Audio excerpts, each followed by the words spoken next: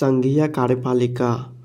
भारतीय संघ की कार्यपालिका शक्ति राष्ट्रपति में निहित है। अनुच्छेद 53 के तहत भारत में संसदीय व्यवस्था को अपनाया गया है क्योंकि मंत्रिपरिषद लोकसभा के प्रति उत्तरदायी है। अतः राष्ट्रपति नाममात्र की कार्यपालिका है तथा प्रधानमंत्री व उसका मंत्रिपरिषद वास्तविक कार्यपालिका है। राष्ट्रपति। अनुच्छेद 52। राष्ट्रपति देश का संवैधानिक प्रधान होता है। राष्ट्रपति भारत का प्रथम नागरिक कहलाता है। राष्ट्रपति पद की योग्यता। संविधान के अनुच्छेद 58 के अनुसार कोई व्यक्ति राष्ट्रपति होने योग्य तब होगा जब वह भारत का नागरिक हो, 35 वर्ष की आयु पूरी कर चुका हो, लोकसभा का सदस्य निर्वाचित किए जाने योग्य हो, चुनाव के समय लाभ का पद धारण नहीं करता हो। नोट: यदि कोई व्यक्ति राष्ट्रपति या उपराष्ट्रपति के पद पर हो या संघ अथवा किसी राज्य की मंत्रिपरिषद का सदस्य हो तो वह लाभ का पद नहीं माना जाएगा।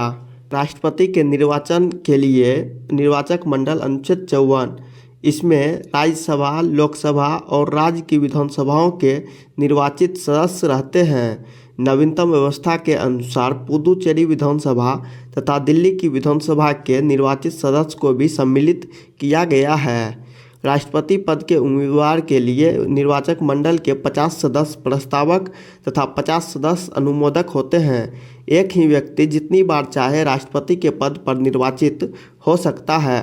राष्ट्रपति का निर्वाचन समानुपातिक प्रतिनिधित्व प्रणाली और एकल संक्रमणीय मत पद्धति के अनुसार होता है। अनुच्छेद 55 के तहत राष्ट्रपति के निर्वाचन से संबंधित विवादों का निपटारा उच्चतम न्यायालय द्वारा किया जाता है। निर्वाचन अवैध घोषित होने पर उसके द्वारा किए गए कार्य अवैध नहीं होते हैं। राष्ट्रपति अपने पद ग्रहण की तिथि से 5 वर्ष की अवधि तक पद धारण करेगा। अपने पद की समाप्ति के बाद भी वह पद पर तब तक बना रहेगा जब तक उसका उत्तराधिकारी पद ग्रहण नहीं कर लेता है। अनुच्छेद 56 के तहत पद धारण करने से पूर्व राष्ट्रपति को एक निर्धारित प्रपत्र पर भारत के मुख्य न्यायाधीश अथवा उसकी अनुपस्थिति में उच्चतम न्यायालय के वरिष्ठतम न्यायाधीश के सम्मुख शपथ लेनी पड़ती है। अनुच्छेद 77(1) के अनुसार भारत सरकार की समस्त कार्यपालिका कार्यवाही राष्ट्रपति के नाम से की हुई कही जाएगी और अनुच्छेद 77(3) के अनुसार राष्ट्रपति भारत सरकार का कार्य अधिक सुविधापूर्वक किए जाने के लिए और मंत्रियों में उक्त कार्य के आवंटन के लिए नियम बनाएगा। भारत के राष्ट्रपति नाम और उनका कार्यकाल। डॉक्टर राजेंद्र प्रसाद प्रथम भारत के राष्ट्रपति थे। उनका कार्यकाल 26/1/1950 से 13/5/1962 तक रहा। डॉक्टर एस राधाकृष्णन भारत के दूसरे राष्ट्रपति थे। 13/5/1962 से 13/5/1967 तक रहे। डॉक्टर जाकिर हुसैन का कार्यकाल 13/5/1967 से 3/5/1969 तक रहा। वीवी गिरी का कार्यकाल 24/8/1969 से 24/8/1974 तक रहा। फखरुद्दीन अली अहमद का कार्यकाल 24/8/1974 से 11/2/77 तक रहा। नीलम संजीवा रेड्डी का कार्यकाल 25/7/1977 से 25/7/1982 तक रहा। ज्ञानी जैल सिंह का कार्यकाल 25/7/1982 से 25/7/1987 तक रहा। आर वेंकट रमन 25/7/1987 से 25/7/1992 तक उनका कार्यकाल रहा। डॉक्टर शंकर दयाल शर्मा का कार्यकाल 25/7/1992 से 25/7/1997 तक रहा। के आर नारायण का कार्यकाल 25/7/97 से 25/7/2002 तक रहा। डॉक्टर एपीजे अब्दुल कलाम का कार्यकाल 25/7/2002 से 25/7/2007 तक रहा। प्रतिभा देवी सिंह पाटिल का कार्यकाल 25/7/2007 से 25/7/2012 तक रहा। प्रणब मुखर्जी का कार्यकाल 25/7/2012 से 25/7/2017 तक रहा। रामनाथ कोविंद का कार्यकाल 25/7/2017 से वर्तमान में भारत का राष्ट्रपति द्रौपदी मुर्मू जी हैं। नोट: वीवी गिरी 3 मई 1969 से 20 जुलाई 1969 तक, न्यायमूर्ति मोहम्मद हिदायतुल्लाह 20 जुलाई 1969 से 24 अगस्त 1969 ईस्वी तक एवं बी.डी. जत्ती 11 फरवरी 1977 से 25 जुलाई 1977 ईस्वी तक कार्यवाहक राष्ट्रपति के पद पर रहे। राष्ट्रपति निम्न दशाओं में 5 वर्ष से पहले भी त्याग कर सकता है। उपराष्ट्रपति को संबोधित अपने त्यागपत्र द्वारा। यह त्यागपत्र उपराष्ट्रपति को संबोधित किया जाएगा, जो इसकी सूचना लोकसभा के अध्यक्ष को देगा। अनुच्छेद 56(2) के अनुसार महाभियोग द्वारा हटाए जाने पर अनुच्छेद 61 के तहत महाभियोग के लिए केवल एक ही आधार है, जो अनुच्छेद 61(1) में उल्लेखित है, वह है संविधान का अतिक्रमण। राष्ट्रपति पर महाभियोग अनुच्छेद 61 के तहत राष्ट्रपति द्वारा संविधान के प्रावधानों के उल्लंघन पर संसद के किसी सदन द्वारा उस पर महाभियोग लगाया जा सकता है, परंतु इसके लिए आवश्यक है कि राष्ट्रपति को 14 दिन पहले लिखित सूचना दी जाए, जिस पर उस सदन के 1/4 सदस्यों का हस्ताक्षर हो। संसद के उस सदन जिसमें महाभियोग का प्रस्ताव पेश है 2/3 सदस्यों द्वारा पारित कर देने पर प्रस्ताव दूसरे सदन में जाएगा। तब दूसरा सदन राष्ट्रपति पर लगाए गए आरोपों की जांच करेगा या कराएगा, और ऐसी जांच में राष्ट्रपति के ऊपर लगाए गए आरोपों को सिद्ध करने वाला प्रस्ताव 2/3 बहुमत से पारित हो जाता है। तब राष्ट्रपति पर महाभियोग की प्रक्रिया पूरी समझी जाएगी और राष्ट्रपति को उसी तिथि से पद त्याग करना होगा। राष्ट्रपति की रिक्ति को 6 महीने के अंदर भरना होता है। जब राष्ट्रपति पद की रिक्ति पदावधि 5 वर्ष की समाप्ति से हुई है तो निर्वाचन पदावधि की समाप्ति के पहले ही कर लिया जाएगा, अनुच्छेद 62(1) के तहत। किंतु यदि उसे पूरा करने में कोई विलम्ब हो जाता है तो राज अंतराल न होने पाए, इसलिए यह उपबंध है कि राष्ट्रपति अपने पद की अवधि समाप्त हो जाने पर भी तब तक पद पर बना रहेगा जब तक उसका उत्तराधिकारी पद धारण नहीं कर लेता है, अनुच्छेद 56(1) के तहत। ऐसी दशा में उपराष्ट्रपति राष्ट्रपति के रूप में कार्य नहीं कर सकेगा। अन्य आकस्मिकताओं में राष्ट्रपति के कृत्यों का निर्वहन, अनुच्छेद 70। जब राष्ट्रपति एवं उपराष्ट्रपति दोनों का पद रिक्त हो तो ऐसी आकस्मिकताओं में अनुच्छेद 70 राष्ट्रपति के कृत्यों का निर्वहन का उपबंध करता है। इसके अनुसार संसद जैसा उचित समझे वैसा उपबंध कर सकती है।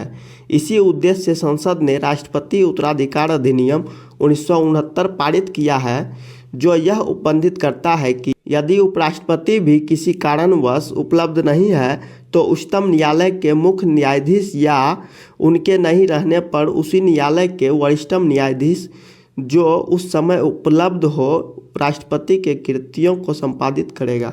राष्ट्रपति के वेतन एवं भत्ते। राष्ट्रपति का मासिक वेतन 5 लाख रुपया है। राष्ट्रपति का वेतन आयकर से मुक्त होता है। राष्ट्रपति को निःशुल्क निवास स्थान व संसद द्वारा स्वीकृत अन्य भत्ते भी प्राप्त होते हैं। राष्ट्रपति के कार्यकाल के दौरान उसके वेतन तथा भत्ते में किसी प्रकार की कमी नहीं की जा सकती है। राष्ट्रपति के लिए 9 लाख रुपये वार्षिक पेंशन निर्धारित किया गया है। राष्ट्रपति के अधिकार एवं कर्तव्य। नियुक्ति संबंधी अधिकार। राष्ट्रपति निम्न की नियुक्ति करता है: भारत का प्रधानमंत्री, प्रधानमंत्री की सलाह पर मंत्रिपरिषद के अन्य सदस्यों, सर्वोच्च एवं उच्च न्यायालयों के मुख्य न्यायाधीशों, भारत के नियंत्रक एवं महालेखा परीक्षक, राज्यों के राज्यपाल, मुख्य चुनाव आयुक्त एवं अन्य चुनाव आयुक्त, भारत के महान्यायवादी, राज्यों के मध्य समन्वय के लिए अंतर्राज्यीय परिषद के सदस्य, संघ लोक सेवा आयोग के अध्यक्ष और अन्य सदस्यों, संघीय क्षेत्रों के मुख्य आयुक्तों, वित्त आयोग के सदस्यों, भाषा आयोग के सदस्यों और पिछड़ा वर्ग आयोग के सदस्यों, अल्पसंख्यक आयोग के सदस्यों, भारत के राजदूतों तथा अन्य राजनयिकों, अनुसूचित क्षेत्रों के प्रशासन के संबंध में रिपोर्ट देने वाले आयोग के सदस्यों आदि की नियुक्ति राष्ट्रपति करता है। राष्ट्रपति की विधायी शक्तियाँ।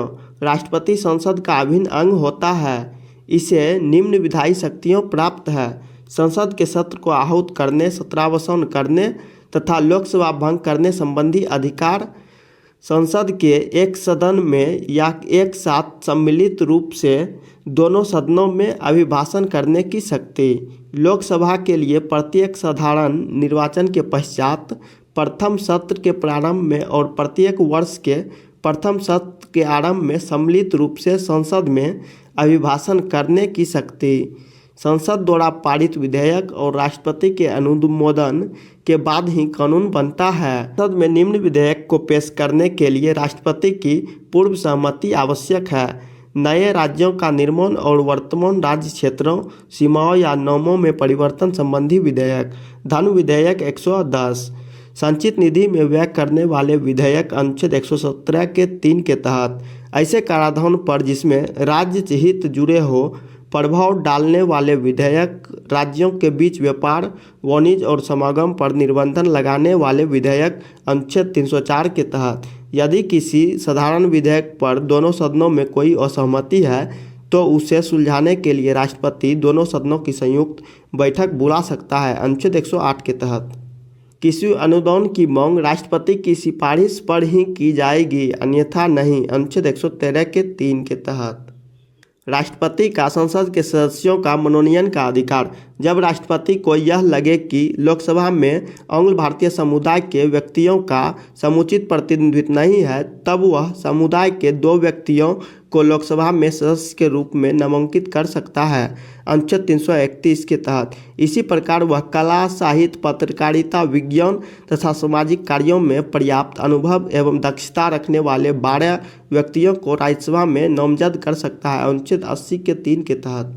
राष्ट्रपति को अध्यादेश जारी करने की शक्ति। संसद के स्थगन के समय अनुच्छेद 123 के तहत अध्यादेश जारी कर सकता है, जिसका प्रभाव संसद के अधिनियम के समान होता है। इसका प्रभाव संसद सत्र के शुरू होने के 6 सप्ताह तक रहता है, परंतु राष्ट्रपति राज्य सूची के विषयों पर अध्यादेश जारी नहीं कर सकता।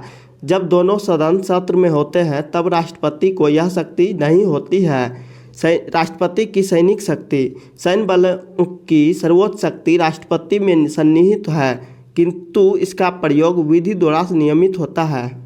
राष्ट्रपति का राजनीतिक शक्ति। दूसरे देशों के साथ कोई भी समझौता या संधि राष्ट्रपति के नाम से की जाती है। राष्ट्रपति विदेशों के लिए भारतीय राजदूतों की नियुक्ति करता है एवं भारत में विदेशों के राजदूतों की नियुक्ति का अनुमोदन करता है। राष्ट्रपति की क्षमादान की शक्ति। संविधान के अनुच्छेद 72 के अंतर्गत राष्ट्रपति को किसी अपराध के लिए दोषी ठहराए गए किसी व्यक्ति के दंड को क्षमा करने, उसका परिलंबन एवं परिहार एवं लघुकरण की शक्ति प्राप्त है। क्षमा में दंड और बंदीकरण दोनों हटा दिया जाता है तथा दोषी को पूर्णतः मुक्त कर दिया जाता है। लघुकरण में दंड के स्वरूप को बदलकर कम कर दिया जाता है, जैसे मृत्यु दंड का लघुकरण कर कठोर या साधारण कारावास में परिवर्तित करना। परिहार में दंड की प्रकृति में परिवर्तन किए बिना उसकी अवधि कम कर दी जाती है, जैसे 2 वर्ष के कठोर कारावास को 1 वर्ष के कठोर कारावास में परिहार करना। परिलंबन में किसी दंड पर, विशेषकर मृत्यु दंड, रोक लगाना है ताकि दोषी व्यक्ति को क्षमा याचना कर सके। विराम में किसी दोषी को सजा को विशेष स्थिति में कम कर दिया जाता है, जैसे गर्भवती स्त्री की सजा को कम कर देना। नोट: जब क्षमादान की पूर्व याचिका राष्ट्रपति ने रद्द कर दी हो तो दूसरी याचिका दायर नहीं की जा सकती। राष्ट्रपति की आपातकालीन शक्तियाँ। आपातकाल से संबंधित उपबंध भारतीय संविधान के भाग 18 के अनुच्छेद 352 से 60 के अंतर्गत मिलता है। मंत्रिपरिषद के परामर्श से राष्ट्रपति 3 प्रकार के आपात लागू कर सकता है। युद्ध या बाह्य आक्रमण या सशस्त्र विद्रोह के कारण लगाया गया आपात अनुच्छेद 352, राज्यों में संवैधानिक तंत्र के विफल होने से उत्पन्न आपात अनुच्छेद 356 अर्थात राष्ट्रपति शासन। वित्तीय आपात अनुच्छेद 360, न्यूनतम अवधि 2 माह। राष्ट्रपति किसी सार्वजनिक महत्व के प्रश्न पर उच्चतम न्यायालय से अनुच्छेद 143 के अधीन परामर्श ले सकता है, लेकिन वह यह परामर्श मानने के लिए बाध्य नहीं है। राष्ट्रपति की वीटो शक्ति का अधिकार। राष्ट्रपति की किसी विधेयक पर अनुमति देने या न देने के निर्णय लेने की सीमा का अभाव होने के कारण राष्ट्रपति जब भी वीटो का प्रयोग कर सकता है, क्योंकि अनुच्छेद 11 केवल यह कहता है कि यदि राष्ट्रपति विधेयक लौटाना चाहता है तो विधेयक को उसे प्रस्तुत किए जाने के बाद यथाशीघ्र लौटा देगा। जेबी वीटो शक्ति का प्रयोग का उदाहरण है 1986 ईस्वी में संसद द्वारा पारित भारतीय डाकघर संशोधन विधेयक, जिस पर तत्कालीन राष्ट्रपति ज्ञानी जेल सिंह ने कोई निर्णय नहीं लिया। 3 वर्ष पश्चात 1989 ईस्वी में अगले राष्ट्रपति आर वेंकटरमन ने इस विधेयक को नई राष्ट्रीय मोर्चा सरकार के पास पुनर्विचार हेतु भेजा, परंतु सरकार ने इसे रद्द करने का फैसला लिया। भारत में राष्ट्रपति के द्वारा संघ वित्त आयोग की सिफारिशों, नियंत्रक महालेखा परीक्षक के प्रतिवेदन, राष्ट्रीय अनुसूचित जाति आयोग एवं राष्ट्रीय जनजाति आयोग के प्रतिवेदन को संसद के पटल पर रखवाया जाता है। डॉक्टर राजेंद्र प्रसाद भारत के प्रथम राष्ट्रपति थे। वे लगातार 2 बार राष्ट्रपति निर्वाचित हुए। डॉक्टर एस राधाकृष्णन लगातार 2 बार उपराष्ट्रपति तथा 1 बार राष्ट्रपति रहे। केवल वीवी गिरी के निर्वाचन के समय दूसरे चक्र की मतगणना करनी पड़ी। केवल नीलम संजीवा रेड्डी ऐसे राष्ट्रपति हुए जो 1 बार चुनाव में हार गए और फिर बाद में निर्विरोध राष्ट्रपति निर्वाचित हुए। भारत की प्रथम महिला राष्ट्रपति प्रतिभा देवी सिंह पाटिल है।